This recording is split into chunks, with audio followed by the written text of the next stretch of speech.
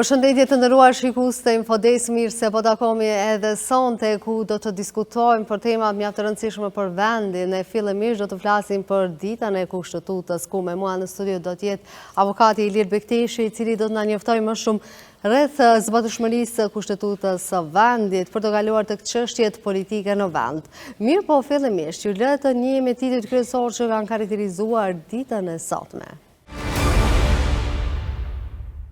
Presidentja e Kosovës Vjosa Osmani thekson se sot shënohet një nga momentet më të rëndësishme në historinë shtetërore të Kosovës, miratimin e Kushtetutës sonë, që më 9 prill të vitit 2008 i vuri themelet juridike dhe institucionale shtetit tonë të pavarur. Presidentja Osmani theksoi se Kushtetuta është kontrata jonë e përbashkët për një shoqëri demokratike, të drejtë dhe të barabartë. Mëtej, Vjosa Osmani ka thënë se një shtet që i përmbëhet dhe i respekton girmën dhe frymën e Kushtetutës është garantues i një të ardhme të sigurt dhe të drejtë për të gjithë qytetarët e tij. Sot bëhen 17 vjet nga miratimi i Kushtetutës së Republikës së Kosovës. Kushtetuta e Kosovës u ratifikua me 9 prill të vitit 2008 dhe hyri në fuqi me 15 qershor në të njëjtin vit. Kushtetuta është akti më i lartë juridik që garanton të drejtat dhe liritë themelore të gjithë qytetarëve të vendit. Pjesa më e madhe e kësaj kushtetute rrjedh nga plani i Mati Hatisarit, duke i dhënë kështu të drejta specifike grupeve minoritare dhe një ambient më të sigurt për të gjithë qytetarët e Kosovës. Kushtetuta definon Kosovën si një shtet me pikpamje neutrale ndaj fesë, nene 8. Ajo ka 14 kapituj dhe 162 nene.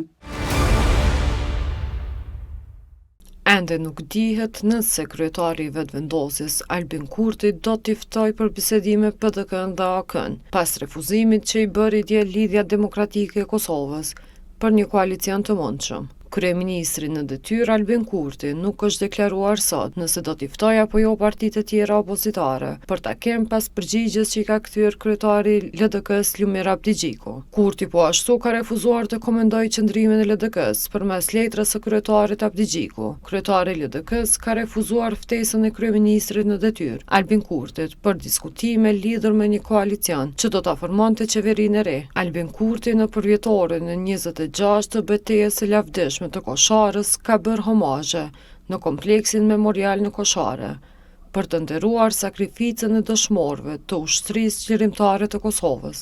26 vjet më parë me betejën e lavdishme të Kosharës, ushtria qlirimtare e Kosovës me luftëtar nga pothuajse të gjitha njësitë të zonave operative të saj, e shembi kufirin që ndonte shqiptarët, kufirin që ndonte Kosovën nga Shqipëria, e që ishte i vjetër që nga viti 1913, respektivisht 1918.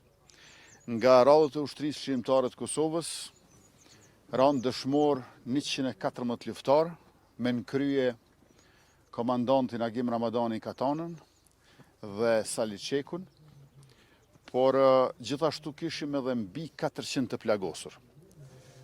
U vranë së paku 108 ushtar e oficer të ushtrisë agresore e okupatore serbe dhe përveç kësaj është e rëndësishme të theksohet që në radhë të ushtrisë qlirimtare të Kosovës kishim vullnetar nga Franca e Algjeria, nga Italia, Suedia e Britania, ndërka që në radhë të ushtrisë së Serbisë kishte mercenar nga Rusia. Ne vim këtu tek varët e dëshmorëve që t'ja kujtojmë, përkujtojmë vetës se sa e lartë ishte sakrifica e tyre, sa e lavdishme është lufta UÇK-s dhe sa i madh çmimi i lirisë që e gëzojmë e të shtetit të cilin po e ndërtojmë së bashku. Betejë e Kosharës me 9 prill 1999 në kuadër të operacionit Shigjeta është një ndër më të përgjakshmet dhe më heroikët e luftës së ushtrisë qlirimtare të Kosovës. Betejë e Kosharës ishte njëra ndër hallkat më të fuqishme në zinxhirin e pakputshëm të historisë kombëtare dhe si e tillë do të përkujtohet gjithmonë ndër shqiptar.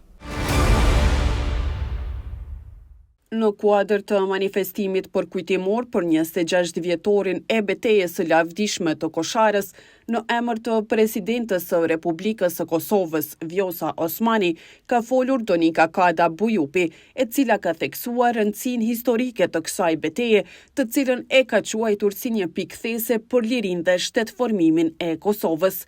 Ajo rikujtoi nisjen e betejës me 9 prill të vitit 1999 dhe rolin udhëheqës së strategut ushtarak dhe heroit kombëtar Agim Ramadani. Ish-kryeministri i Republikës së Kosovës, Ramush Haradinaj, solli në kujtesë figurat emblematike të kësaj beteje, duke përmendur Agim Ramadanin, Sali Çekun dhe Xhemail Fetahun si përfaqësues të atë dhe dashurisë, intelektit dhe vlerave tradicionale të kombit. Beteja e Koshares me 9 prill të vitit 1999 në kuadër të operacionit Shigjeta është njëra ndër më të përgjakshmet dhe më heroikët e luftës së ushtrisë çlirimtare të Kosovës. Beteja e Koshares ishte njëra ndër hallkat më të fuqishme dhe zinxhirin e pakputshëm të historisë kombëtare, si dhe e tillë do të përkujtohet gjithmonë ndër shqiptar.